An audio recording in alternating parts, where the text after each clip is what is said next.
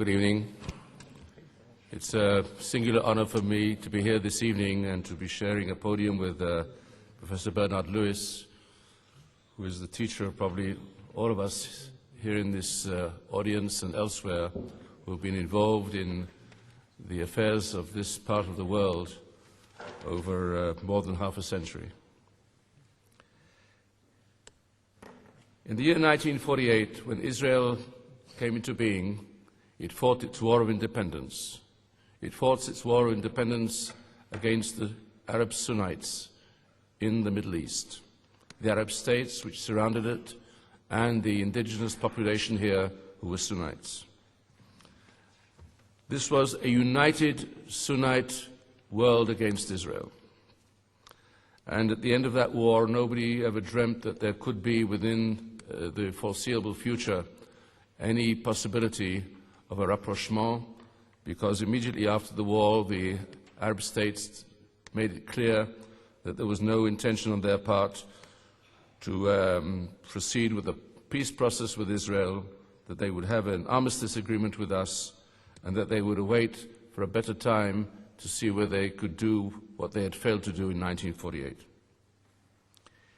In the 50s, in the first years of the State of Israel, the Prime Minister of Israel, David Ben-Gurion, in his vision of what Israel might be able to do to improve its strategic position in the region, in the sea of enmity which surrounded it, created and fostered and promoted the idea of what he called the alliance of the periphery, an alliance between Israel and states which were not in the heartland of the Middle East from our point of view, but which could be natural allies of ours with common interests, partial or more than partial, depending on what their particular position would be, and that this alliance, this periphery alliance, could fashion into something more extensive, which would not only include defense affairs, but economics and the rest.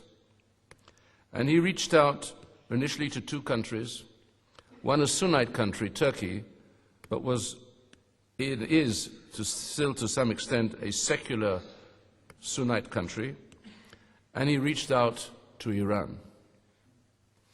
At the time, this was a very secret alliance.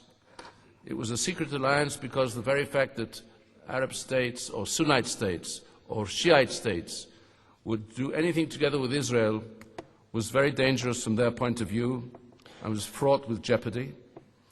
And I recall that in 1956, 53 years ago, when I was president of the National Union of Israeli Students, I traveled to several international conferences representing Israel at the height of the Cold War, on the eve of the Sinai campaign and on the eve of the events in Poznan and the uprising in Budapest, and attended a conference, among other places, in a place called Ceylon at the time, now Sri Lanka, and tried to fly back to Israel through Bombay, where we had a consulate, but missed my plane, which was an Air France bi-weekly flight, and therefore was marooned in India without any possibility of continuing.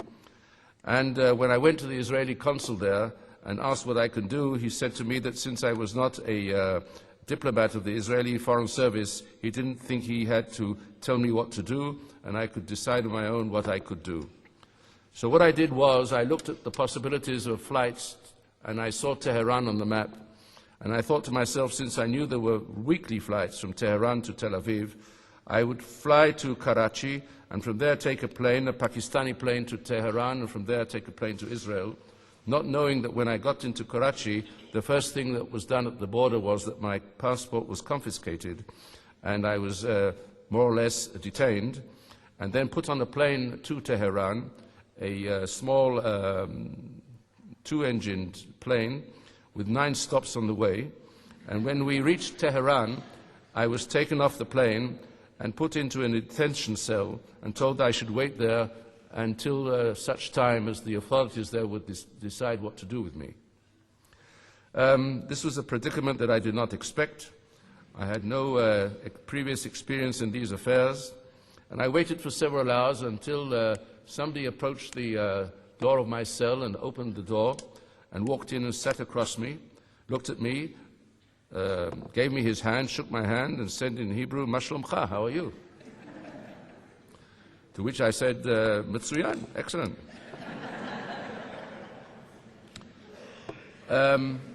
I didn't know whether to take him bona fide or not, since I had read a few spy novels in the past. And after a short conversation, it was obvious to me that I was talking to a genuine Israeli. And after 10 minutes, he said to me, "Do you have $50? And I said, "Sure, I have a $50 note." He said, "Give me a $50 note, that's what it will cost you." And he took the $50 note and he went away and he came back and he brought back my passport to me and he gave it to me and he said, "I've arranged for you to have a flight in a few hours' time and you will fly from Tehran to Tel Aviv." And that was my first meeting with Yaakov Nimrodi, and it was also my first brush with the Mossad. The relationship between Israel and Iran flowered into something much more extensive, as I said, than simply a defense and an intelligence link. It became a very important element of Israel's economy. We not only bought oil from Iran, we constructed in the years to come a very, very significant pipeline from Eilat to Ashkelon, which, by the way, operates today, but in a different direction. It goes from Ashkelon to Eilat for obvious reasons. And we supply oil to certain countries east of us, rather than being a recipient from oil which was then east of us. But nevertheless, we developed a very, very large relationship with Iran, which was a Shiite country, but I believe, at the danger of being called out by Bernard, I would say it was more a secular Shiite rather than a religious Shiite regime of the Shah. And we also added to this two other countries. One was Ethiopia, which was a Christian country at the time, led by Emperor Haile Selassie. And we had a latent partner to this, a Sunnite partner, who for many years also maintained a big veil of secrecy over themselves, and has afterwards came into the limelight, came out of the shadows, and that was Morocco. So suddenly we had this periphery which stretched from the Atlantic till the Persian Gulf, and it looked a very, very promising alliance. We thought it was a very good alliance. We could rely upon it for all intents and purposes. However, two things happened in the 70s, or three things happened in the 70s. The one was, as you probably know, that we had the Yom Kippur War, which was a war of various aspects to it. But amongst other things, the Yom Kippur War created probably the greatest divide we had with some of the non-aligned parts of the world. And it created a crisis, a very serious crisis, with some of our colleagues and members of the periphery. And had not we reached the point where Sadat decided, as Bernard said, to change course and to seek an accommodation with us, we would have been in very bad shape. But as you know, in 1977, the results of an effort which had been quite intensive in the years before that, there was the initiative, the Sadat visit to Jerusalem. We had the peace treaty with Egypt. We felt we were really riding high. We had a peace treaty on the one hand, and we had a periphery on the other hand, and then came Khomeini and the revolution. And that, of course, changed everything. It changed everything because not only did we lose Iran, but Iran became our implacable enemy. And as we looked further for various means of dealing with the issues in the region, we realized that after the initial breakthrough of Egypt, we would not have a similar event within the years to come, because Egypt immediately was ostracized in the Arab world. Actually, it was more or less ostracized in the Arab League for 10 years, if you remember. And we realized that if on the one hand we had just Egypt next to us, so we didn't have the periphery on the other hand, where would we go in terms of the region? I'm not talking about the international aspect of it all. And we were lucky or unlucky, whichever the case may be, to have to contemplate what happened then in the 80s, which was the 8-year war between Iraq and Iran. And the basic problem was for us, with whom should we side? Should we side with the Sunnites or should we side with the Shiites? And in the Israel defense establishment, there was a very, very serious debate about this, whether we should be on the one side or on the other side.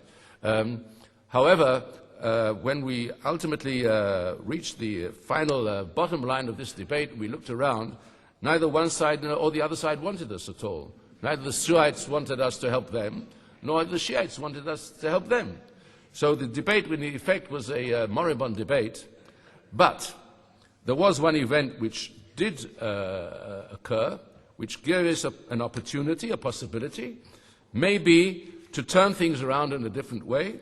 And that was when, after the Iranians were involved in several aspects of the hostages who had been taken in Lebanon, American hostages and other hostages, and after we also lost our pilot Ron Arad in an operation in the north, in Lebanon, the question arose whether we could find an avenue to Iran and whether we could be useful in recreating some of what we had lost in the past by arranging for a very elaborate scheme in which Israel and the United States would cooperate secretly to give Iran weaponry, especially in the field of anti-aircraft capabilities, which would then be appreciated by Iran and maybe open the road to a possible renaissance of one kind or another of our relationship with Iran.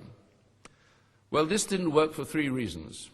A, it didn't work because at the time that the United States was trying to help Iran, it was also helping Iraq in a very, very definitive way, and the Iranians knew this, and therefore they didn't believe that the American effort was a genuine one, and I'm not sure it was. This is what was called, by the way, Iran Gate, if you remember, the famous Iran Gate. Secondly, because the equipment which we supplied the Iranians, they claimed was faulty equipment. I'm not sure it was, but between you and us this evening, and please don't quote me, I'm not sure it wasn't. And the third reason was that in the ultimate, the struggle, the fight between Iraq and Iran in those days was of such an important consequence that the idea that a couple of Hawk missile batteries would change the course of history was probably far-fetched.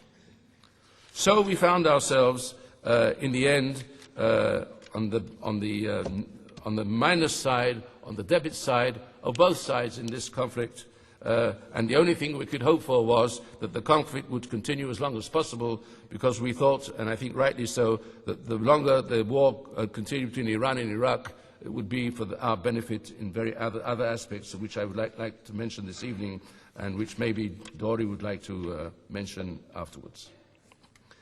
I would like to end by saying this. One of the things that I would like to conclude out of all this is, and I think that maybe some things that Dory will say will bear it out, in the end was that our attempt to engineer the Arab world, whatever configuration it is, in such a way that we would be able to use those divisions in a way which would permanently be to our benefit was, I think, beyond our capacity. We were able to do three things. One was to break the unity in the Arab world, to destroy Arab unity, to destroy the political impetus and the political value of the Arab League and what it represents. And in these days that we're talking this evening, you've seen this reached almost, I think, its ultimate conclusion, when a man like Amr Moussa says, in the middle of the recent Gaza war, that the Arab League is in a state of total turmoil and chaos, and I think it is. And I think this is probably an achievement, a strategic achievement, but that we could harness the Shiites and the Sunnites, and that we could sort of handle it in such a way and calibrate it in such a way that would be to our benefit, I think is slightly beyond our capability. It's even beyond the capability of the United States of America, which is also a power in the Middle East alongside Israel. So did I say something wrong? Oh. So in conclusion, this round of the first round, I'd like to say this. I think we had a good innings, if I can say that, in these issues. I think we did quite well as things went, and I think now maybe we'll have to see where we go from here. Thank you.